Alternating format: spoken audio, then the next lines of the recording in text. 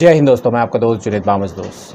देश में मुग़लों के ख़िलाफ़ अभियान चरम पर है। इसमें ज़रूरी है कि हिंदुस्तान की ये पीढ़ी जाने कि मुग़लों का इतिहास कैसा था। आइए जानते हैं मुग़लों के इतिहास के बारे में। जब मुग़लों ने हिंदुस्तान को जोड़ा, हिंदुस्तान को एक किया, तो उस वक्त उसका नाम हिंदुस्तान ही रखा, उसे बदला नहीं। अगर वो चाहते बदलना तो उन्हें कौन रोक सकता था। जिनको इलाहाबाद और फैज़ाबाद चुभता है वो ये जान ले कि रामपुर भी मुग़लों के दौर में ही बना। रामपुर एक मुस्लिम रियासत में था, जहाँ अगर चाहते तो उस दौर के नवाब उसका नाम बदल सकते थे। उन्हें कौन रोकता। उस वक्त उनकी हुकूमत थी, मगर उन्होंने नहीं बदला। सीतापुर भी बना रहा मुस्लिम दौर में ही। अयोध्या तो बनी ही मुग़लों के दौर में है। रामचरितमानस तो लिखी गई मुग़लों के दौर में है। मथुरा वृंदावन तो बसी ही मुग़लों के दौर में है। रोक सकते थे अगर चाहते मुग़ल, उनका कौन विरोध करता, मगर उन्होंने रोका नहीं। ये थी सेक्युलरिज़म मुग़लों की। आज के इस दौर में मुग़लों को और मुस्लिम हुक्मरानों को सोचता हूँ तो लगता है इन्होंने बेवकूफ़ी की। होशियार तो ग्वालियर का सिंधियार घराना था। टीपू सुल्तान हो या फिर बहादुर शाह ज़फ़र, ये लोग बेवकूफ़ी कर गए। कोई चीथड़े हो गया तो किसी को हिंदुस्तान की मिट्टी तक नसीब नहीं हुई। हिंदुस्तान के लिए अंग्रेज़ों के ख़िलाफ़ छेड़ी गई जंग में इन्होंने बखूबी अपना अहम किरदार निभाया। अगर उस वक्त चाहते वो लोग तो अंग्रेज़ों से मिल जाते और अपने महल बचा लेते और अपनी आने वाली आल औलाद को एक अच्छी ज़िंदगी देते, मगर उन्होंने हिंदुस्तान की आन और बान शान के लिए लड़ा। ये थे टीपू सुल्तान और बहादुर शाह ज़फ़र।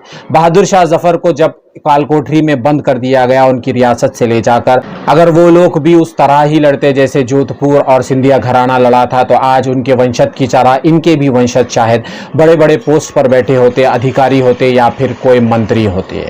आज का ये दौर ऐसा है कि अगर भारत माता की जय और वंदे मातरम कहने वाला ही देशभक्त है, अगर कोई और की नाम लेंगे तो वो देशद्रोही हो जाए, चाहे उसका इतिहास देश से गद्दारी का ही क्यों ना हो। अगर आपने कह दिया भारत माता और आपने कह दिया वंदे मातरम तो आप हो गए देशभक्त। 1857 की लड़ाई में बहादुर शाह ज़फ़र ने हिंदुस्तान का नेतृत्व किया, जिसके अंडर में हिंदुस्तान के बड़े बड़े राजा और महाराजाओं ने उनका साथ दिया, मगर अंग्रेज़ों के छल कपट से वो हार गए और उसके बाद वो गिरफ्तार कर लिए गए। गिरफ्तार करने के बाद उन्हें जेल ले जाया गया। जेल में जब उन्होंने कहा कि उन्हें उनके बेटों से मिलने की ख्वाहिश है, तो दो थाली में दो बेटों का सर रखकर इनके सामने पेश कर दिया गया। तो बहादुर शाह ज़फ़र का जवाब था कि हिंदुस्तान के बेटे हैं, हिंदुस्तान पर शहीद हो गए।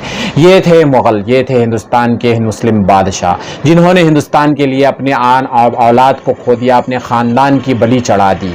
इसीलिए से हमने कहा बेवकूफ़ थे बहादुर शाह ज़फ़र, जिन्होंने अपनी आल औलाद को हिंदुस्तान पर कुर्बान कर दिया, जिनके वंशज भीख मांग रहे हैं।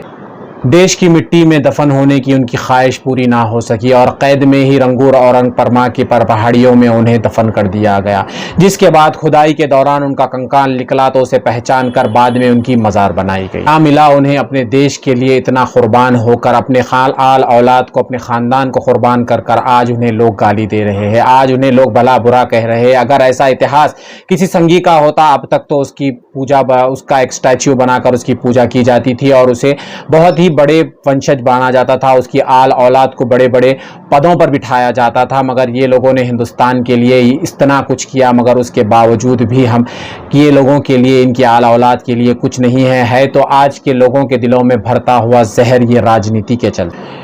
इसीलिए से कहा अंग्रेज़ों से मिल जाते तो ना कैद मिलती ना कैद में मौत, क्योंकि वो दौर में जो लोगों ने अंग्रेज़ों से मिले, अंग्रेज़ों से माफ़ी मांगी, आज वो लोगों को लोग पूज रहे हैं, उनकी आल औलाद को इतना पैसा दिया जा रहा है, उनकी आल औलाद को आओ भगत की जा रही है, उनके नाम पे रेलवे स्टेशन और मार्ग तक बनाए जा रहे हैं। कैद में मौत, ना ये रंग लिखते जो रंगूर की कैद में मिला, लगता नहीं है दिल मेरा उजड़े दयाल में, जिसकी बनी है आल में ना पायदार में। उम्र दराज मांग कर लाए थे 4 दिन, 2 आरजुओं में गुजर गए 2 इंतज़ार में।